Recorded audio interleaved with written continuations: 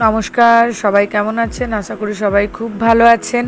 আজকে একটা নতুন রেসিপি নিয়ে চলে এসেছি, তো সেটাই শেয়ার করছি।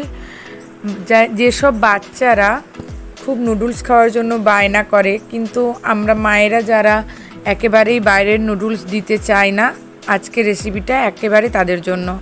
তো ঘরোয়া নুডলস বানানোর জন্য আমি প্রথমে রুটি বানিয়ে নেব। রুটি বানিয়ে নিয়ে ওটাকে গরম জলের মধ্যে সেদ্ধ করে নেব। সেদ্ধ করে ওটাকে একেবারে লম্বা লম্বা করে কেটে নেব, যেরকম আমি কেটে নিলাম। তারপর যেরকম নুডলস আমরা বানাই সেরকমই আদা, রসুন, পেঁয়াজ আর যত রকমের আপনি সবজি দিতে চান সব রকম সবজি আর সাথে একটা ডিম দিয়ে আমরা ওই নুডলসটা তৈরি করব।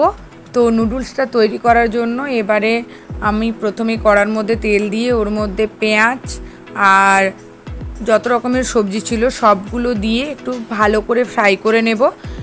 তারপর আমি দিয়ে দেব রসুন, দিয়ে ওটাকে ডিমটা মিশিয়ে ভেজে সার্ভ করব।